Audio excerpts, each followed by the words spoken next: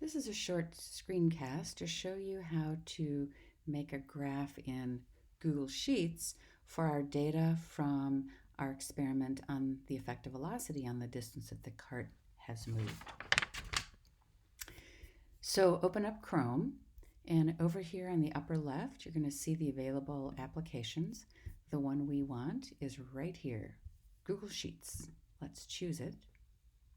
And we're going to open up a blank Google Sheet. So Google Sheets is like a giant data table, giant blank data table. So you can see that it has columns and rows, and we're going to use these just like we would use any other data table in our lab. So I don't usually start up in the most upper right corner because I often want to add things. So I'm going to start right here. And we're going to set up our first column. That's going to be velocity. Of course, velocity is measured in meters per second. And then we're going to have our distance right there. And that distance is going to be measured in meters. So there we go. Now let's type in our data. The first thing I'm going to do is just type in our velocities. So we have 0.9, 1.643, 1.5, 1.837, 1.200, 0.562. So those are our velocities.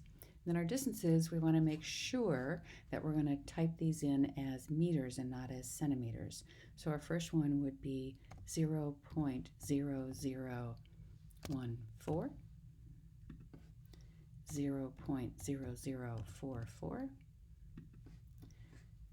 0.0039, 0.0053,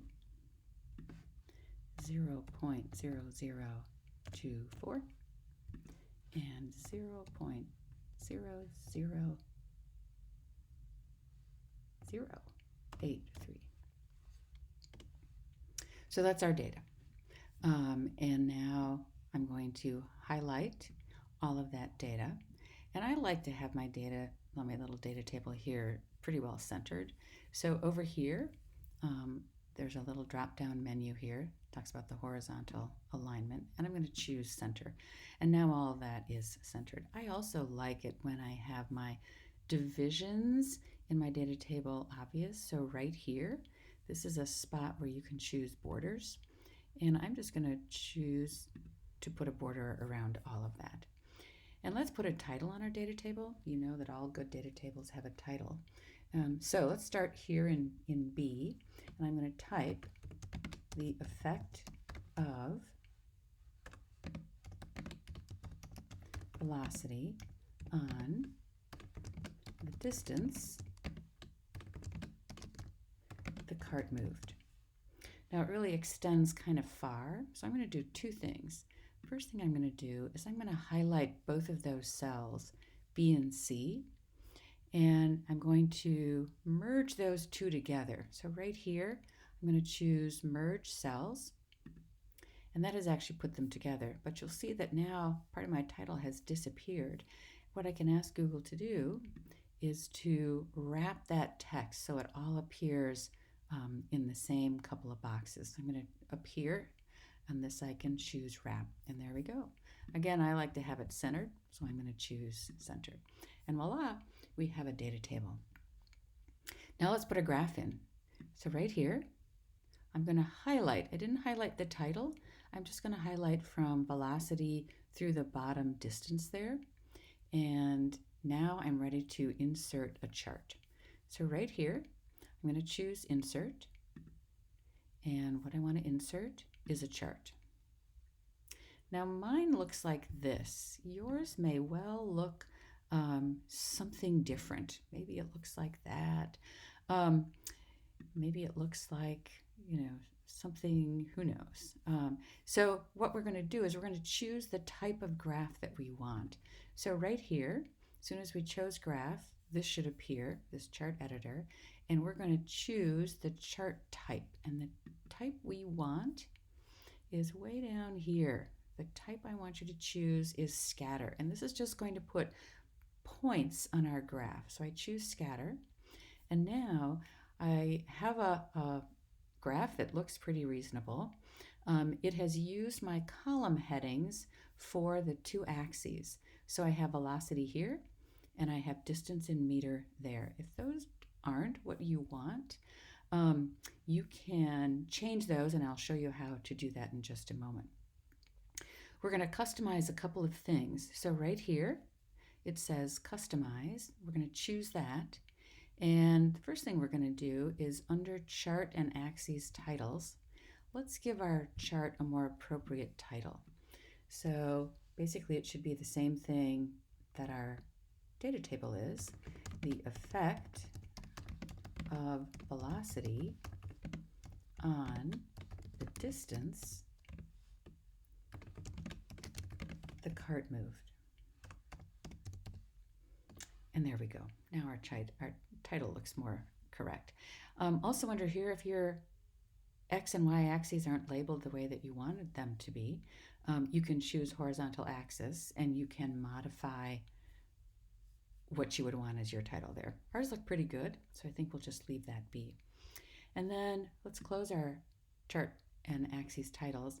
And the last thing we need to do is to add a line to that graph. Now, if you look carefully, you'll see that this data does not look like it's really a straight line. Things look like they're going, further and further. So we are going to go here to series, and under series is where we're going to choose the kind of line that we're going to put on our graph. If we were in Logger Pro, we would be able to do this as well. So this is kind of a workaround for Logger Pro in Google Sheets. So we're going to choose a kind of a trend line, and you notice it put a straight line on there, but that's not what we want. We want to go here, and I'm going to choose exponential so that it shows me that that data is kind of curving up a little bit. And that looks pretty good. So I'm going to close my chart editor there. And the last thing I'm going to do is move this chart onto its own sheet so that when it prints, it's going to print nice and big. So here we go. I've just clicked on my chart, and you'll notice that there are these 3 dots up in the upper right-hand corner. Let's choose those 3 dots, and it brings down this menu. So if I needed to edit my chart or anything else, I could come down here and do that. And then I'm going to choose Move to Own Sheet.